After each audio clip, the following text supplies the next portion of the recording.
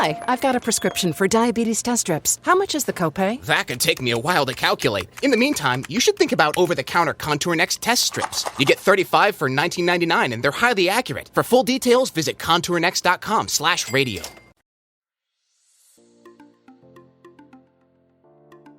Welcome to the Hypothalamic Amenorrhea podcast.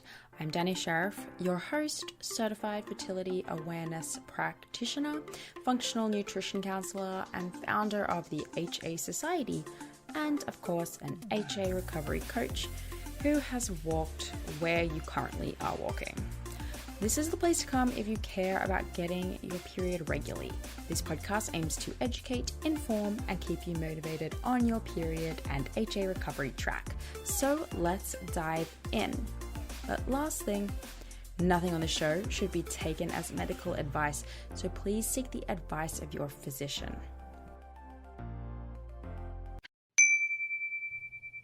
The HA Society is taking clients. Coach Ashley and I work one-on-one with HAers, as we call you, to help you figure out a plan and, of course, implement it and stay accountable. Whether you've worked with a health practitioner already and you just want to stay accountable and strategic with the plan that they've laid out for you, or you want to start from scratch looking at all the aspects of your recovery needs and to create a game plan to reach those needs, then we are definitely your girls. When you sign up to work one-on-one with one of us, we're going to go over your history, your biggest obstacles, ensure that we're taking into account your specific goals, and start making a plan to reach them. So those goals could be getting your period back, could be getting pregnant, could be getting back to exercise or sport, or simply working on your mindset around your body image and long-term recovery. We also can teach you the fertility awareness method. So if you want to learn that so that you have the skills you need to go out into the world on your own without fear of getting HA again, we have got your back. So our coaching packages are either weekly or bi-weekly and only a month at a time commitment. So you're not paying tons and tons of money for 5-6 months. It's month to month, which is awesome. Makes perfect sense for period recovery, right? So to learn about other women's experiences working with us and to apply for a coaching spot, plus ask any questions that you might have before getting started, just go to thehasociety.com/coaching. Hello, welcome back to my channel. Today I'm talking about something a little different to HA, but it's definitely important, especially for those of us whose goal at some point is to have a baby. So the reason this is coming up and that I've done so much thought and looking into this is because as I work with clients and they get pregnant, our conversation about getting your period back or optimizing your cycle or trying to get pregnant stops, and it becomes naturally a conversation about pregnancy and all of the new anxieties that pop up for a lot of people when they get pregnant. And a common one is, how do I exercise throughout training? What's safe? And a lot of us bring our anxieties from our HA and from not having a period or having fertility challenges in the past into our pregnancy, thinking that what we're going to do in our pregnancy is going to strongly affect the outcomes of our birth. And what we do know is that there is research and there's also not enough research into a lot of places and areas around pregnancy and what is and isn't safe, because it's not really ethical to do a whole lot of studying on pregnant women. But when it comes to exercise, you hear a lot and you will see everywhere that it is widely recommended that exercise is safe for you during pregnancy, even if you have a history of HA. But what I want to do is take it a step further, and I want to be clear that these are just my opinions and this is what I deduced from my research, but I want to encourage you to do your own and to maybe take this as a starting point where you can go and form your own opinions versus needing someone else to tell you what is wrong or what is right for you and your pregnancy. So when I got pregnant, I had the same fears in a way of like, well, what is enough exercise? Because I know that I have a history of intense exercise. I was an athlete. I took to exercise too far. So knowing that about myself,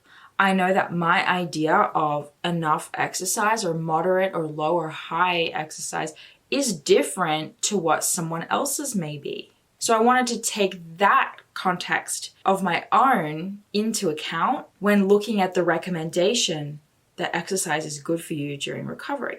So in general, the studies are telling us vigorous exercise during recovery, it's not only not harmful, but there are benefits. Longer time in gestation, less cesareans, regular or normal birth weight for baby, these types of things, like less cases of gestational diabetes or preeclampsia. Like I just had this intuition based on what I know and the work that I do and the people that I work with, that these recommendations could potentially be more nuanced. I think it's really important to be science-based, but not science-bound, meaning that just because a study says something's safe, I'm feeling a little bit curious about that. Now, another bit of information about how I got here and why I'm doing this video is that the thing that took me down this rabbit hole in the first place, even before I was pregnant actually, was noticing a lot of women my age in my space, that space being exercise, Olympic weightlifting, CrossFitters, runners, Olympians. I actually worked at a company that, had like a lot of these very high level athletes as their clientele. So I was familiar with these people. And the amazing thing about today's day and age is that we have social media. And thanks to social media, everyone posts their birth story. A lot of people post their birth story. So I had all of this anecdotal information coming at me about people's birth experiences. And I had what I know about these people to be true, whether they're friends in my life from back home who are school teachers and they got pregnant, or people that I know here in the States now that are athletes and they got pregnant.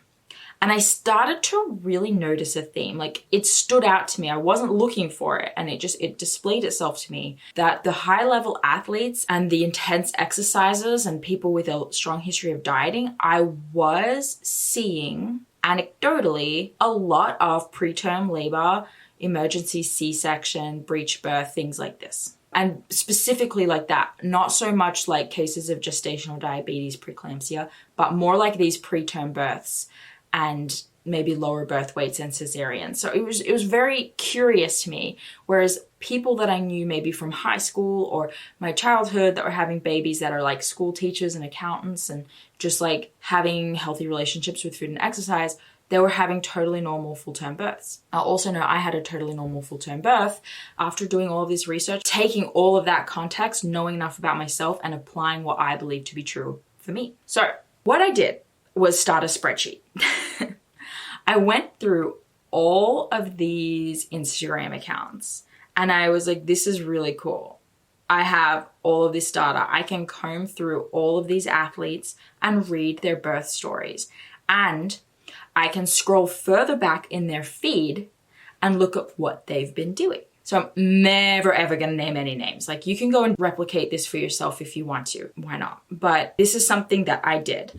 And I looked at about 20 athletes and 15 average Joannes, we'll call them. And so also I'm going to define athlete. Not all of these people were competitive athletes. Many were. Some were just people who've always been very consistent exercisers, who I know to have done a lot of dieting, a lot of macro counting, to do a lot of intense exercise like CrossFit. And so like all of these people I've categorized based on what I know into kind of like two types of lifestyles. So I went through and I read their stories and I also looked back at what they're doing. I noticed a theme of these women at least posting, remembering that we can't always believe what we see on the internet, but posting about like doing high intensity exercise. They'll be pregnant and they'll have like a barbell with 35 kilos over their head, or they'll be pushing themselves on an assault bike, or they're doing pull-ups and they're running and all of these things, with the note that like, the research tells us, studies show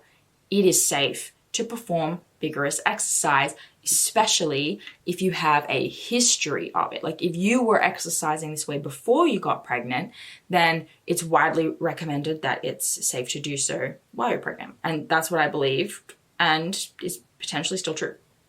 I just decided to look into it, right? So I saw these women were doing that, touting that research, but there were birth complications. All but one of the 20 athletes had full-term vaginal birth that was successful. Only one. And of the regular Joannes, the vast majority had a full-term regular vaginal birth. I just thought this was so interesting. So I decided to look into the research, right? Well, what does it say? I am not trained in reading studies, but I read a bunch of them and I found them relatively straightforward to understand. So what I want to do now is just go through what I found to be the top ranking studies and just what I deduced from that. And, I encourage you to decide if you feel like it doesn't resonate with you. You can decide what you deduce from it. But it's the internet and I get to say whatever I want. So let's dive in. Okay, so this first study is actually a clinical review, and it's to determine if already exercising women can continue their training through pregnancy. It notes that although most pregnant women do not meet minimal exercise recommendations, there are a growing number of physically active women who wish to continue training throughout pregnancy. So I think that's really interesting. Yes, there totally is a growing number of women compared to like the 70s and stuff. There are more women that want to train through pregnancy or exercise through pregnancy today. It notes here that most people do not meet the minimal exercise recommendations. I do not believe that that statement applies to my HA community, my athletic community, women who are watching this video potentially. So I want to take that into context when I read this study and I look at the people who are touting this information. I'm like, I don't know, maybe there's a disconnect. Maybe, I would wonder if this type of thing would cause us to think that our historical level of exercise is appropriate. So it stated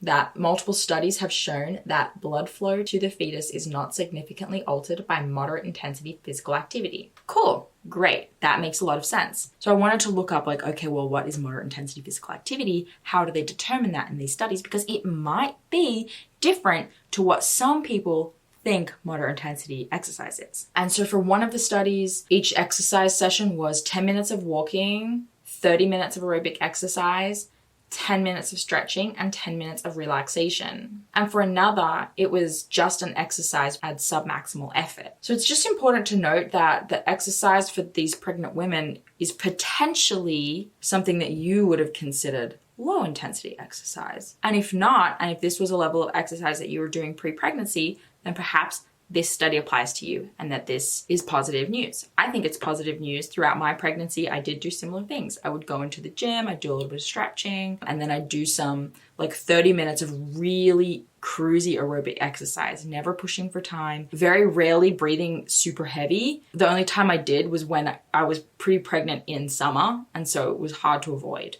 But I took it as chill as I could, and the more I breathed, the slower I went. I can determine that from these modalities, but I'm not yet seeing high intensity CrossFit or Olympic level training or triathlons and things like this. Not yet. These studies used both fetal heart rate and birth weight also to draw the conclusions of the impact on the baby.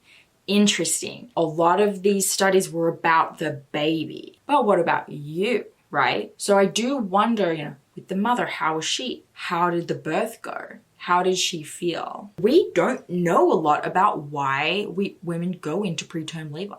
We actually don't know. So we can't say that conclusively monitoring the fetal heart rate is a good enough indicator to show that we're not pushing our bodies to the limit. We also don't know yet if exercise conclusively leads to less C-sections and things like that. Every study basically says that more support is needed, more research is needed, evidence-based support is limited, things like that. And the same clinical study stated that regular exercise may shorten the duration of labor and reduce the risk of cesarean section and operative assisted vaginal delivery. Improved tone of abdominal and pelvic floor musculature and aerobic fitness may be important factors. I think this makes logical sense, right? Childbirth is an event. Childbirth is very, very hard.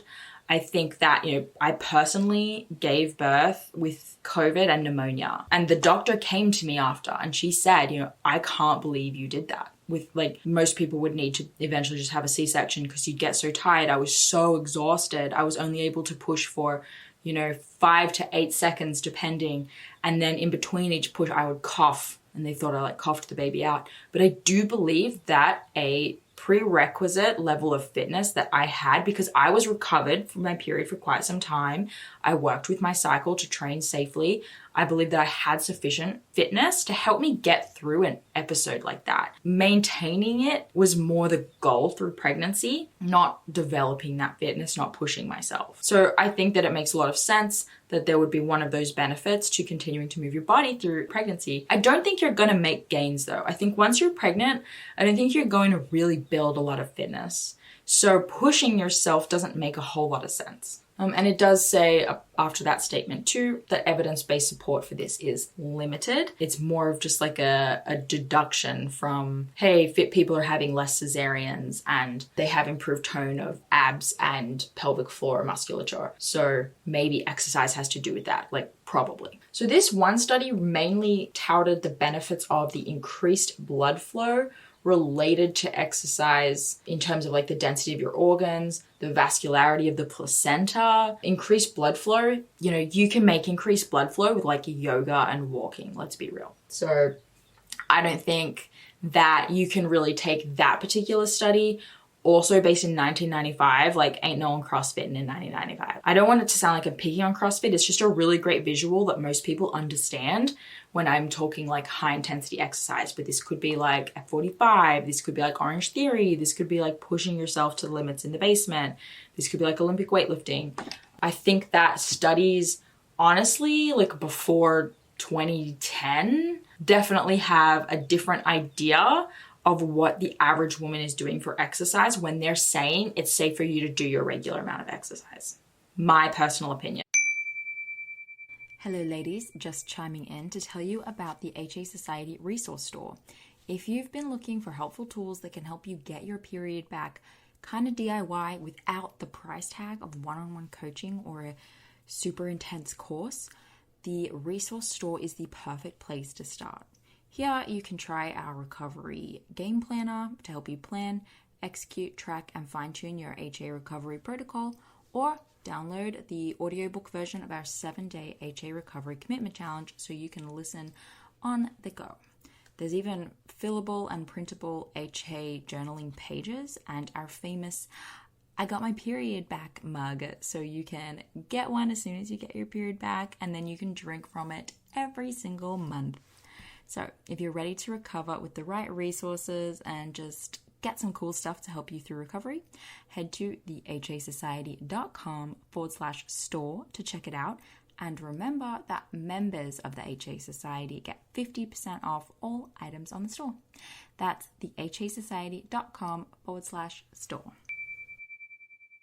So increased blood flow, I think we can all agree is good at any stage of your life for health. And you can do this with walking, yoga, super light dumbbells, super light empty barbell. You don't need to be pushing it to the limit. I mean, I don't see that from any of this research so far.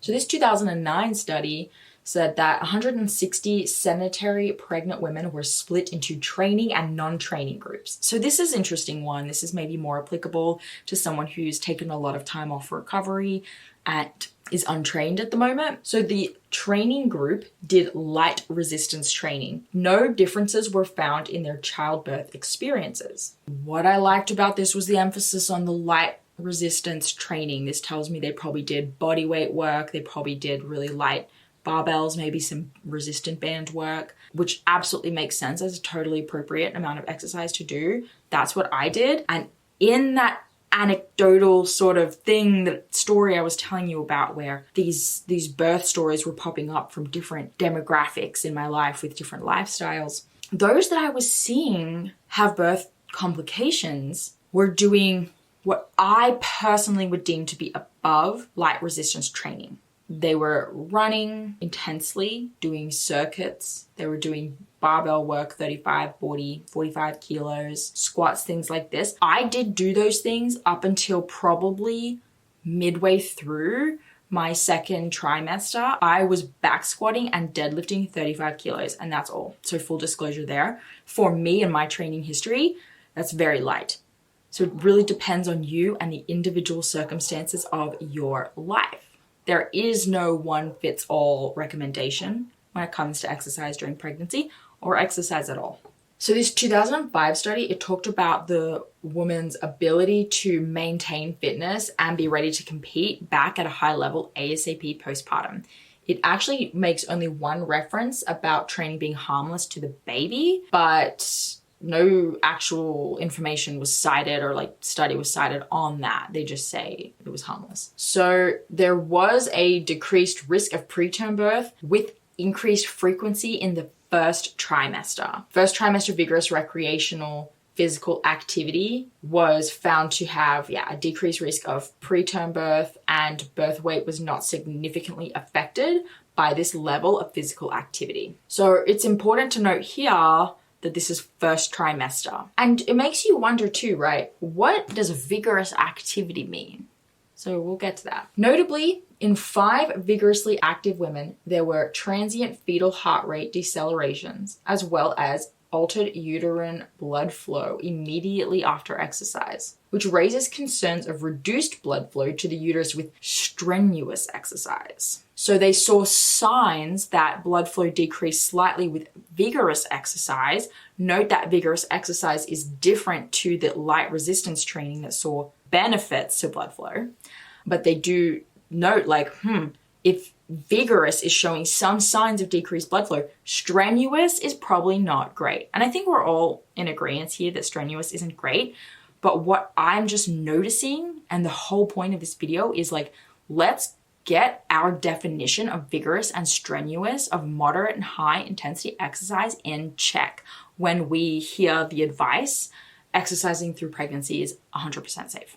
Similarly, in a small study of 6 Olympic-level endurance athletes, maternal fetal circulation during and after exercise showed that vigorous exercise, where the maternal heart rate was greater than 90% of the maximum, was associated with decreased uterine artery blood flow and fetal bradycardia that resolved soon after exercise was stopped. So I really just thought this was interesting because 90% of max is pretty intense exercise. And this group sounds most similar to what I have been observing anecdotally on the internet. And with people in my personal life, but all my stories were gathered from stalking Instagrams. Okay, now this 2012 study showed that there were no associated risks with vigorous recreational activity. Again, I would love to know what that means exactly. Not all studies really should, they'll just be these guys exercised and these guys didn't, or these guys exercised vigorously and they didn't. But not many of the studies really told me what they did, which I thought was so annoying.